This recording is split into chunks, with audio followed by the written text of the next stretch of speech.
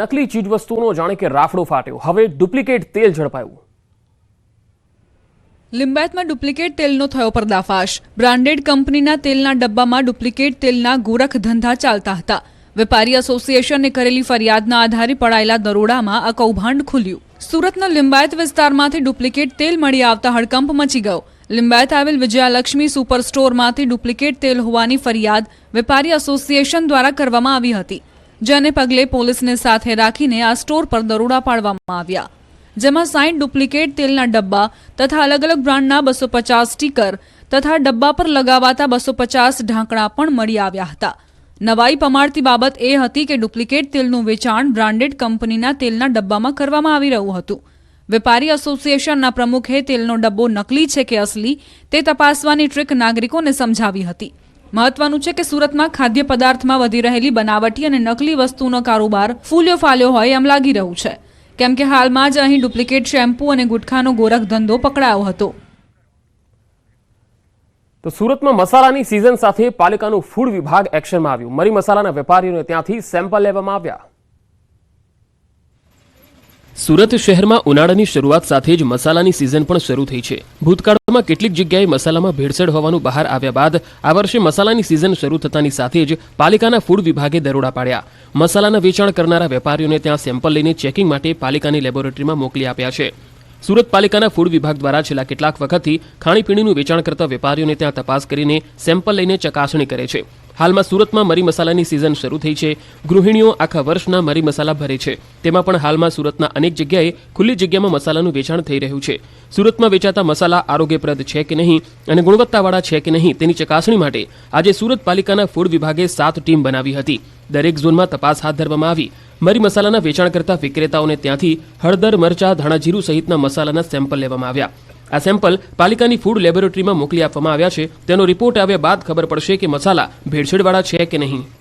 ભાવનગરનું અલંગ શિપયાર્ડના વેપારીઓ માટે એક સાધો ત્યાં 13 તૂટે એવી સ્થિતિ સર્જાઈ છે. ડોલરની અનિશ્ચિતતા, ઇઝરાયલ ઈરાન વચ્ચે યુદ્ધની સ્થિતિ, યુક્રેન રશિયા વચ્ચે યુદ્ધના છમકલા, પેલેસ્ટાઇન ઇઝરાયલ વચ્ચેની તંગ પરિસ્થિતિ અને રાતા સમુદ્રમાં હુથી આતંકવાદીઓએ માલવાહક જહાજો પર કરવામાં આવેલા હુમલા, કૃત્રિમ પનામા કેનાલમાં પાણીની સમસ્યા સર્જાતા હવે માલવાહક જહાજોના પરિવહન પ્રભાવિત થઈ રહ્યા છે.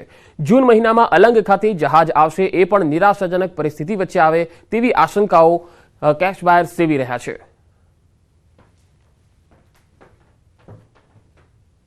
જૂન અને જુલાઈની અંદર જે જહાજો આવવાની સંભાવના હતી એની ખરીદીમાં ખૂબ અસર થાય, કારણ કે શિપ બ્રેકરોને આ ડોલર જે ઉથલપાથલ થાય છે એના હિસાબે જે રિસ્ક ફેક્ટર હોય છે વધી જાય, એટલા માટે જહાજો ખરીદવા માટેની હિંમત શિપ બ્રેકરો કરી શકે નહીં. એટલે આ રીતે જે ડોલર વધ્યો છે એનાથી આ ઇન્ડસ્ટ્રી પર ખૂબ મોટી અસર થશે. જહાજના પેમેન્ટ બધા ડોલરમાં હોય છે, એટલે જો ડોલર રૂપિયાના કમ્પેરિઝનમાં ડોલર વધે તો અમારું પેમેન્ટ વધી જતું હોય છે અને સીધી જ એની ઇફેક્ટ આવતી હોય છે કોસ્ટિંગમાં, એટલે કોસ્ટ વધી જાય અને એક પ્રકારનું નુકસાન છે. મહત્વપૂર્ણ ખબર આવી રહી છે. રાજકોટમાં રમતા રમતા મોત મળ્યું. વાવડી પાસે આવેલા મહમદી બાગમાં રહેતા 14 વર્ષીય રેનિશનું મૃત્યુ થઈ ગયું. ક્રિકેટ રમતા રમતા બેભાન થઈ જતા મોત નીપજ્યું. હૃદય રોગના કારણે મૃત્યુ નીપજ્યાનું પ્રાથમિક અનુમાન લગાવાઈ રહ્યું છે. મોતનું સાચું કારણ જાણવા પીએમ રિપોર્ટ કરાવવામાં આવશે. 37 વર્ષીય મનોજ બાવળિયાનું કાગદડી ખાતે હૃદય બેસી જતા મોત નીપજ્યું. મિત્રના દીકરાના લગ્નમાં ગયા હતા મનોજ બાવળિયા. 14 વર્ષનો આ સગીર રેનિશ જેનું મૃત્યુ નીપજ્યું. ક્રિકેટ રમતા રમતા તે બેભાન થઈ ગયો અને અચાનક મોતને ભેટ્યો. જોકે સાચું કારણ જાણવા માટે પીએમ કરાવવામાં આવશે. મહમદી બાગમાં રહેતા 14 વર્ષીય સગીર રેનિશનું મૃત્યુ નીપજ્યું. જે અહેવાલ આવી રહ્યા છે તે પ્રમાણે આ રેનિશ ક્રિકેટ રમી રહ્યો હતો અને અચાનક બેભાન થઈ ગયો. માત્ર 14 વર્ષની ઉંમર અને બેભાન થઈ ગયો અને મૃત્યુ નીપજ્યું.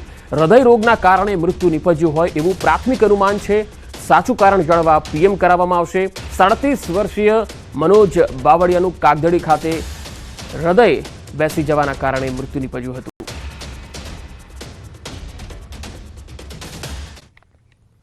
નાગરિક બેંકને ફટકારવામાં આવ્યો દંડ. રિઝર્વ બેંક ઓફ ઇન્ડિયા દ્વારા ફટકારવામાં આવ્યો દંડ. 43.30 લાખનો દંડ ફટકારવામાં આવ્યો. ડિરેક્ટરો અને ટ્રસ્ટીઓ રસ ધરાવતા હોય તેવી પેઢીઓને લોન આપવામાં આવી હતી. અયોગ્ય સંસ્થાઓના સેવિંગ્સ ડિપોઝિટ એકાઉન્ટ ખોલવામાં આવ્યા હતા. નિષ્ક્રિય ખાતાઓમાં ન્યૂનતમ રકમ માટે દંડ વસૂલવામાં આવ્યો. રિઝર્વ બેંક ઓફ ઇન્ડિયાએ બેન્કિંગ રેગ્યુલેશન એક્ટ અંતર્ગત દંડ ફટકાર્યો હતો.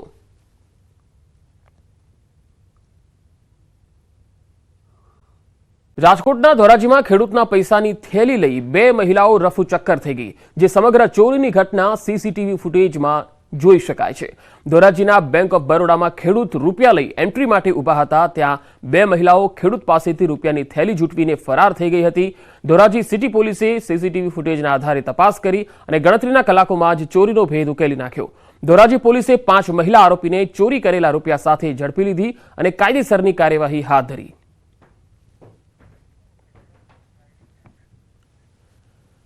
અમદાવાદમાં પૈસાની લેવડ દેવડ મામલે બિલ્ડરે જમીન દલાલ પર ફાયરિંગ કર્યું હતું. શહેરના સરખેજ પોલીસ મથકે જમીન દલાલે બિલ્ડર વિરુદ્ધ ફરિયાદ નોંધાવી. આનંદનગરમાં રહેતા હરદતસિંહ જાદવ જમીન દલાલનું કામ કરતા હતા અને તેના મિત્ર બિલ્ડર નિલેશ ખંભાયતાની બાપુનગર ખાતેની સ્કીમમાં 2 ફ્લેટ બુક કરાવ્યા, જે બંધ થઈ જતા હરદતસિંહ પૈસાની ઉઘરાણી કરતા હતા.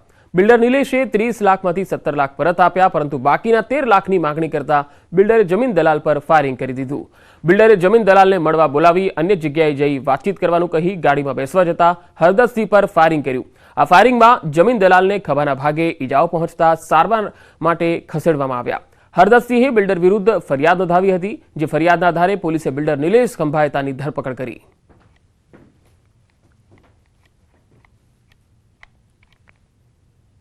ફરિયાદ એવું કીધું કે આપણે આગળની વાત ઈસ્કન ગોઠિયા છે ત્યાં વાત કરીએ, એમ કરીને પોતાની ગાડી ક્રેટામાં બેસવા ગયા. એટલે ફરિયાદી પાસે ગયો, આરોપી પાસે ગયો, ફરિયાદીએ કાચ નીચે ઉતાર્યો. તેણે એક્ટિવામાંથી કટ્ટો કાઢી દીધી અને ફાયરિંગ કર્યું.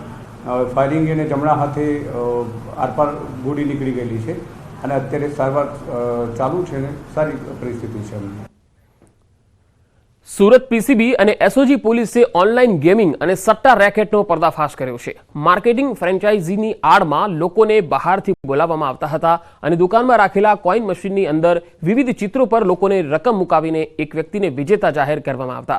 દુકાનની અંદર જુગાર રમાડતા 2 ઓપરેટરો અને જુગાર રમતા 8 વ્યક્તિ સહિત કુલ 10 લોકોની ધરપકડ કરાઈ.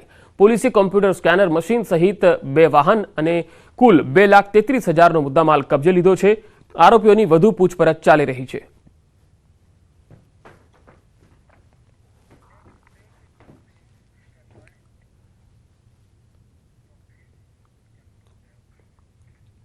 અને હવે બ્રેકમાં જતા પહેલા નજર ટોપ 3 હેડલાઇન્સ પર. રૂપાલાના યથાવત વિરોધ વચ્ચે હવે ક્ષત્રિયો પ્રતિક ઉપવાસના માર્ગે. આજથી વિરોધ દર્શાવતા બેનર અને કેસરિયા ધ્વજ લહેરાવી વિરોધ કરાશે. હવામાન વિભાગની પરસેવે રેબઝેબ કરતી આગાહી. દરિયાકાંઠાના વિસ્તારોમાં અકળામણ અનુભવાશે તો 3 દિવસ બાદ 2 થી 3 ડિગ્રીના વધારાનું અનુમાન. દ્વારકામાં રૂકમણી વિવાહનું આયોજન. રૂકમણી મંદિરે 56 ભોગ મનોરથ યોજાશે. ભક્તિમય માહોલમાં વિવાહની ઉજવણી.